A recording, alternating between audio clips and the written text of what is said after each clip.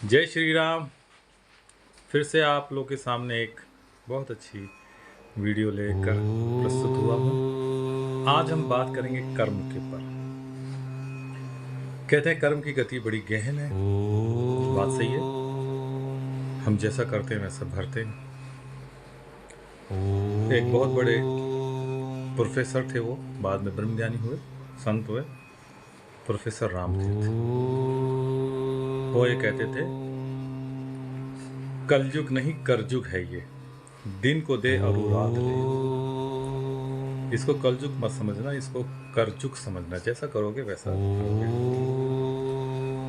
कर्म की गति बड़ी गहन है। पितामह भीष्म को भी सहन करना पड़ा, जबकि वो गलत नहीं थे, लेकिन दुर्योधन का साथ दिया तो उसकी एवज में उनको तीर कमान और धनुष का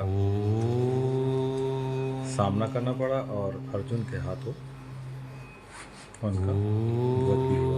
ये आप सब जानते हैं। केवल गलती उनकी ये थी, उन्होंने कोई गलत नहीं किया, पाप नहीं किया, लेकिन उन्होंने केवल दुर्योधन का साथ दिया। तो करने वाला तो गया, लेकिन जो गलत करते उनके साथ भी जो खड़े हैं उनको भी उतना ही पाप लगता है। तो कर्म की गति बड़ी गहन है। कर्म हमारे अच्छे होने चाहिए। लाख कोई आपके साथ बुरा करे, कितना भी करे, जितनी भी आपसे लड़ाई करे, झगड़ा करे, लेकिन आप उसके प्रति, उसके लिए कोई गलत नहीं करेंगे, अच्छा ही करते जाए, तो आप इस संसार से, इस दुखों से बच जाएंगे। भगवान को अति वो प्रिय होता है जो व्यक्ति शक्तिशाली होते हुए भी कोई से तंग करे और फिर भी उसको वो प्रत्युत्तर ना दे और शांत रहे, उसको सहन कर ले, तो ऐसा व्यक्ति भगवान के बहुत बहुत निकट होता है। अच्छा, कर्म की गति बड़ी गहन तो एक तरफ मैंने कह दिया, लेकिन कई बार ऐसा होता है कि आपसे बड़े घोर कर्म हो गए, अब इनसे बचना कैसे है? कर्म तो हो गए जाने अनजाने, तो आप इससे बचेंगे कैसे? जाने अनजाने में हुए जो कर्म है, जब आपको आप पछतावा होता है तो आप ये सोचिए कि मन और बुद्धि और प्राणों ने वो कर्म किए, मैंने नहीं किए, मेरे द्वारा नहीं हुआ, लेकिन वो मन और बुद्धि और प्राणों द्वारा इस शरीर से हुआ वो कर्म है। तो फिर वो कर्म चाहे कितना भी घोर हो, आपको वो कर्म चोटायमान ना होगा, आप उस कर्म से बच जाएंगे। तो कर्म से बचने का भी मैंने तरीका बता दिया, लेकिन इसका मतलब ये नहीं कि आप गलत करोगे और फिर ये बोलोगे कि मैंने नहीं किया, मन बुद्धि इंद्रिय प्राणों ने किया। ऐसा नहीं चलेगा। रामकृष्ण परमहंस से किसी ने कहा कि जगत सपना है, आप कहते हैं तो जगत सपना है, तो फिर मैं तो किसी को भी मार सकता हूँ, पीट सकता हूँ, डकैती डाल सकता हूँ, या किसी का वध भी कर सकता हूँ, क्योंकि आपने कहा ये संसार सपना है। तो रामकृष्ण परमहंस ने कहा कि ठीक है, मैंने कहा ये जगत सपना है, वो तो है ही वाकई में, लेकिन जब हम गलत कर्म करते हैं तो उसकी सजा भी फिर हमें जेल या फांसी की सजा होगी, तो फिर उसको भी सपना आप समझना है। तो कितनी मार्मिक और कितनी अच्छी बात रामकृष्ण परमहंस ने उस व्यक्ति को समझाई कि संसार यद्यपि सपना है, लेकिन आप इसमें कर्म गलत नहीं कर सकते। तो आप जो ये संसार देख रहे हैं, ये जागृत सपना है भगवान ब्रह्मा जी का, और रात्रि में जो आप सपना देखते हैं वो आपका अपना स्वयं चेतन का सपना है, क्योंकि आप तो चेतन हैं।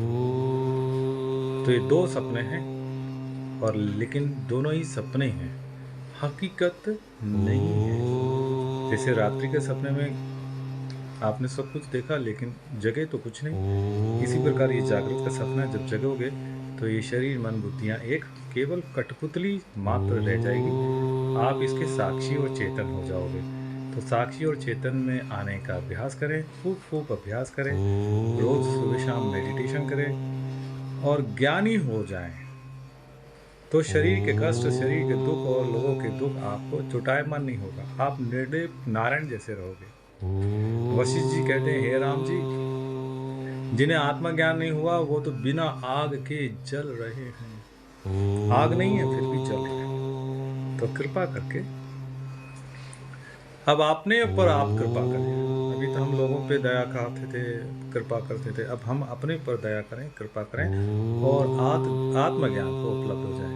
आत्मज्ञान क्या नहीं, साक्षी चैतन्य, उसको मैं माने। आत्मज्ञान का उपलब्ध का मतलब ये नहीं है कि शरीर मैं नहीं हूं, वो तो पक्का है। मन, शरीर भी तीन है, स्थूल शरीर, सूक्ष्म शरीर और कारण शरीर। अविद्या मतलब कारण शरीर।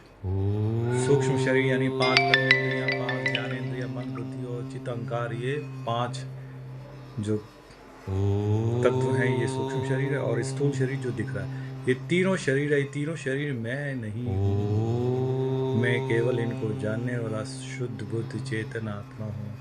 ओम ओम ओम, ऐसा जब ध्यान करेंगे तो ये बात जमेगी और दूसरों की सेवा करोगे तो ये बात समझ में आएगी। जैसे जैसे आपके मन शुद्ध होगा, कल्मश हटेंगी, तो ये बातें समझ में आएगी। वरना तो भैया संसार किसी को नहीं छोड़ रहा।